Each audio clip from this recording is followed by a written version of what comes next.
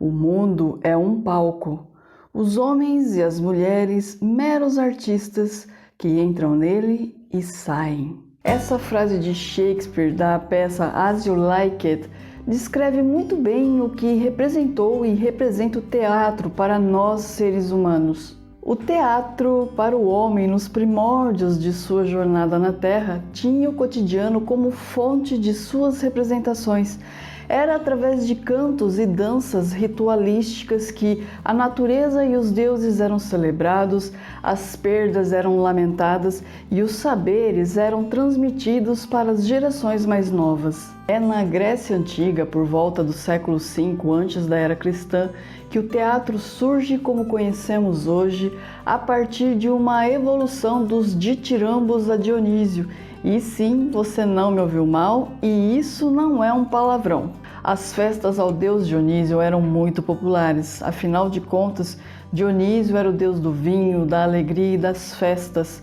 Os gregos saíam pelas ruas em procissões com muito canto e muita dança, e os ditirambos eram os cantos líricos entoados em honra ao deus Dionísio. Dos ditirambos entoados em honra ao deus Dionísio até a era do teatro isabelino, onde Shakespeare brilhou, são mais de 2000 anos de história, que acredito que precisamos conhecer, ainda que em linhas gerais, para melhor aproveitarmos as obras do bardo. Eu sou Gisele Silva Rumim e no especial Shakespeare desse mês vamos conhecer um pouco da história do teatro.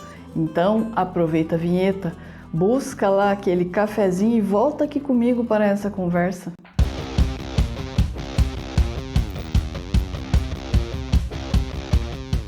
Na Grécia Antiga, o teatro não era apenas uma arte para deleite das pessoas. Antes de tudo, era uma instituição fundamental.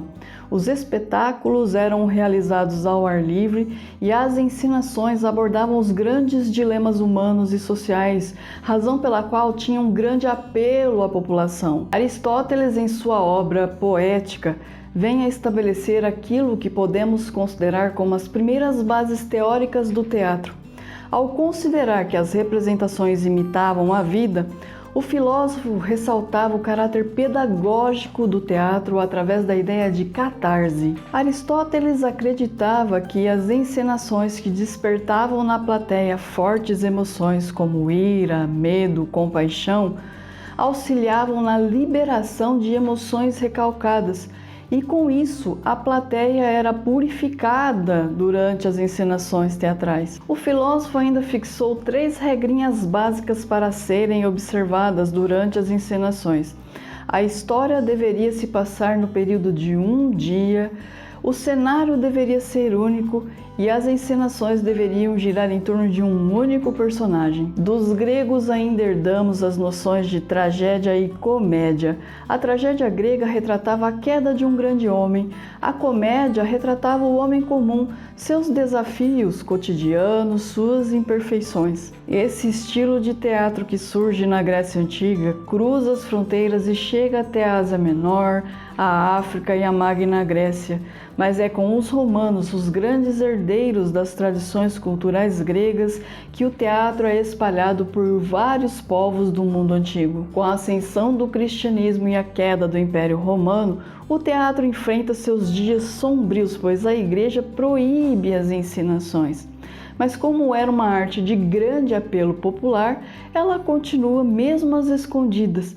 Gradativamente, o teatro vai ressurgir dentro da igreja, atrelado à igreja e com finalidade moralizante. O teatro medieval, santos, anjos, pecados e milagres ganharam os palcos.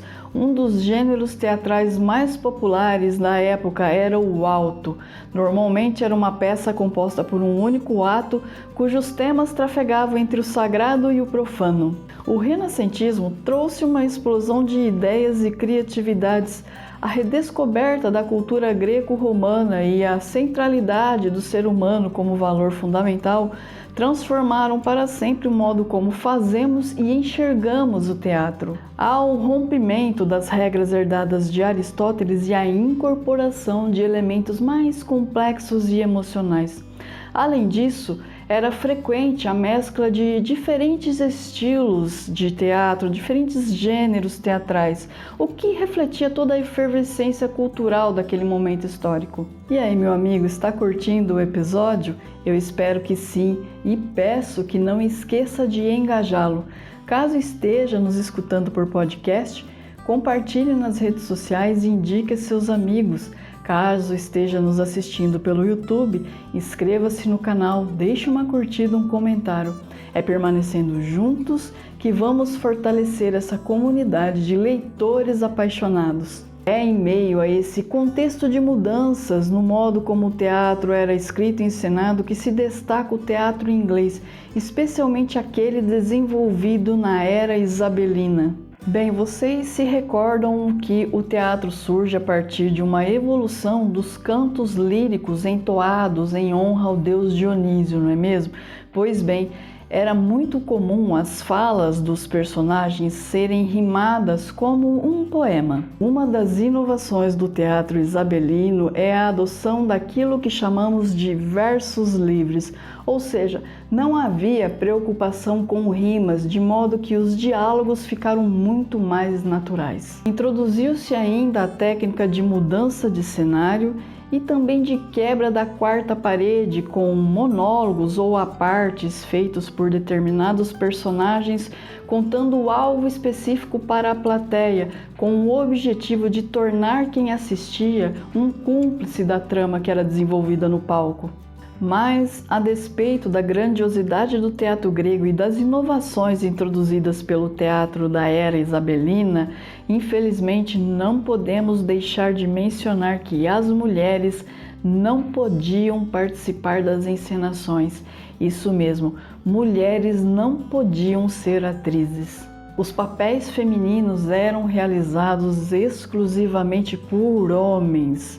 A primeira atriz profissional a que se tem notícias na história foi Margaret Hughes, uma inglesa que teria atuado pela primeira vez em 8 de dezembro de 1660 no papel de Desdémona em uma encenação de Otelo. Já caminhando para o final, podemos concluir após toda essa explanação que a história do teatro está intimamente interligada com a história do ser humano, do desenvolvimento de nosso potencial imaginativo, de nossa criatividade, de nossa capacidade de sentir, expressar e transformar. E é com essa constatação que finalizamos essa parte introdutória, porém necessária para que possamos mergulhar de vez nas obras de William Shakespeare, cujas resenhas já se iniciam no próximo episódio. Eu convido a todos para continuar nos acompanhando. Um super beijo e até a próxima!